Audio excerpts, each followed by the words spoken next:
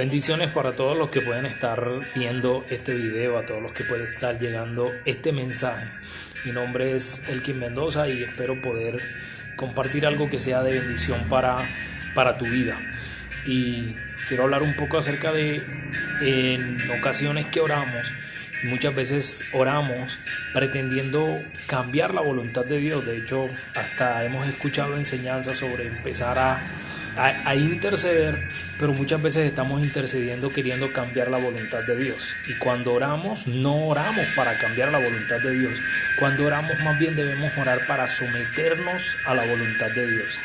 Nunca lo que nosotros lleguemos a proponer, nunca lo que nosotros lleguemos a plantear o a programar para nuestra vida jamás va a ser mejor que lo que Dios ha planeado y ha programado para cada uno de nosotros. Y hay dos ejemplos en la Biblia que quiero resaltar, y uno de ellos es el ejemplo del rey Ezequías en tiempo del profeta Isaías. Y el profeta Isaías llega hasta el rey y le dice: rey, Dios te dice que ordenes tu casa porque vas a morir.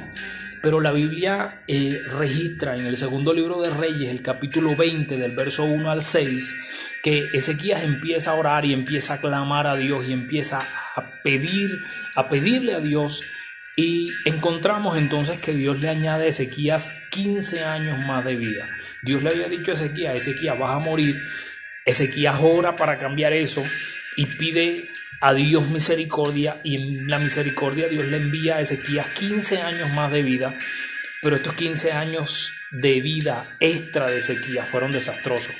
Ezequías recibe una visita que vienen a mirar la grandeza de Dios, y Ezequías, lleno de orgullo, termina mostrando todo su arsenal militar, todo lo que él poseía, todo lo que él tenía. Y en ese arsenal militar que él mostró, el pueblo enemigo llegó a conocer todo lo que ellos poseían. Y conociendo este secreto, el enemigo viene después de un tiempo y ataca a Ezequías, no solo a Ezequías, sino a toda la nación. Y toda la nación termina en una gran derrota y pasando una gran ruina a consecuencia de aquello que Ezequías había mostrado. Entonces, en esos 15 años extras que le vinieron a Ezequías termina haciendo que el pueblo y toda la nación pague una grave consecuencia por un periodo de tiempo extra que él le pidió a Dios. Ese es un primer ejemplo. Encontramos también un ejemplo tal vez más conocido, y es el ejemplo de Moisés. Y en Éxodo 32:10, Dios le dice a Moisés: Moisés, déjame destruir este pueblo. El pueblo que está muy testarudo, el pueblo está muy terco, el pueblo no quiere entrar en razón. Y Dios le dice a Moisés: déjame que destruya este pueblo y te levanto un pueblo mejor. O sea, déjame que tú sigas siendo el líder, pero te quiero cambiar este pueblo por un pueblo mejor. ¿Cómo lo iba a hacer Dios? No tengo ni idea. Él es Dios, Él solo sabe cómo lo va a hacer. Pero Moisés se levanta y empieza a interceder y le dice a Dios: no, Señor, no mates al pueblo. Las naciones van a decir una cosa, van a blasfemar tu nombre, van a decir que sacaste a este pueblo, bla, bla, bla, bla. La gente va a empezar a decir. Entonces Moisés empieza a tratar de cambiar lo que Dios le está diciendo que iba a hacer, y Dios le dice: bueno, te quedas con el pueblo, tú sigues con ellos, tú los diriges, tú te encargas de ellos, son tu pueblo, no son mi pueblo. Y Dios efectivamente le deja a Moisés el pueblo, pero si estudias el pasaje te darás cuenta que termina pasando lo mismo que Dios quería hacer en un instante, terminó pasando en todo el resto de tiempo que Moisés quiso mostrarle a Dios o pedirle a Dios un plan mejor que el que Dios le estaba proponiendo. Y Moisés termina enterrando a todos esos israelitas, y aparte Moisés también termina él muriendo sin entrar a la tierra prometida.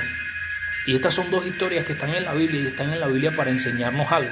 Ezequías pide 15 años más de vida, y en los 15 años Ezequías termina cometiendo errores que le costaron y que los terminó pagando toda la nación, incluyendo el mismo Ezequías.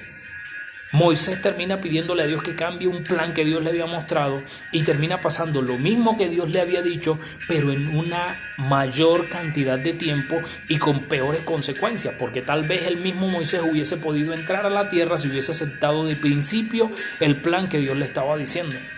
Cuando nosotros oramos, no oramos para cambiar la voluntad de Dios. Debemos orar para someternos a la voluntad de Dios, para recibir la voluntad de Dios. Y los momentos y los episodios duros en la vida de cada ser humano y de cada cristiano son necesarios.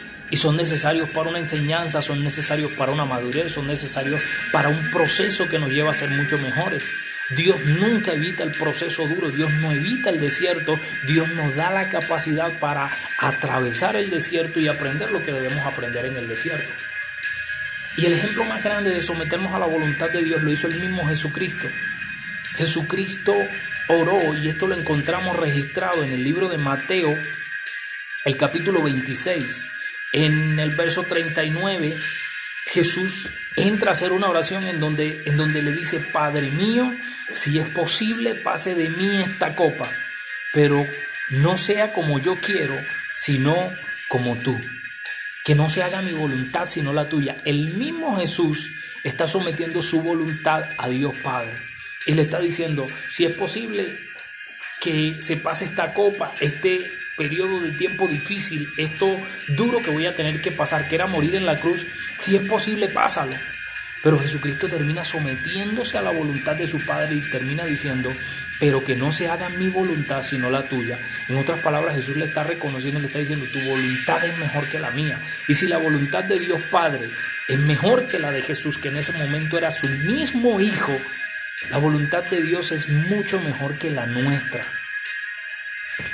Y a lo que te quiero llevar con esto es: oremos para que nuestras vidas estén bajo la voluntad de Dios, no para cambiar la voluntad de Dios por lo que nosotros creemos o pensamos que es lo mejor. Nosotros tenemos una vista muy corta, nosotros tenemos un conocimiento muy limitado. La Biblia dice que lo sabio de Dios es mucho más que lo sabio de los hombres.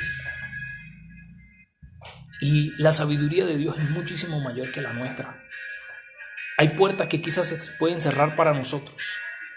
Si hay puertas que Dios está cerrando para nosotros, no insistamos en abrirlas, porque si Dios las está cerrando, muchas veces las está cerrando porque nos está librando de cosas que nosotros no conocemos. Los pensamientos de Dios son mucho mayores que los nuestros. Y hay mucha diferencia entre nuestros pensamientos y los pensamientos de Dios, entre nuestros planes y los planes de Dios. Si Dios está haciendo que termine algo para nosotros, no insistamos en seguirlo. Si Dios está haciendo que pasemos por un momento difícil, no le pidamos a Dios que lo quite, sino pidámosle a Dios que nos permita aprender lo que Él quiere que aprendamos en ese momento difícil. Si Dios está trayendo una situación a nuestra vida, debemos orar: Señor, ¿cuál es tu voluntad con esta situación? Y no empezar a orar tan rápido: Señor, quítala, Señor, llévatela, Señor, soluciónala. Porque la Biblia dice que a los que amamos a Dios todas las cosas nos ayudan a bien. Otra versión dice que Dios hace que todas las cosas operen para el bien de los que le aman. Lo que estás viviendo tiene un propósito, lo que estoy viviendo tiene un propósito, lo que estamos viviendo tiene un propósito.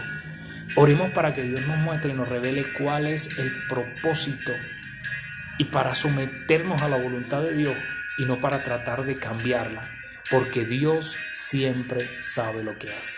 Que Dios te bendiga, qué bueno que has estado escuchando este mensaje y que espero sea de bendición para tu vida.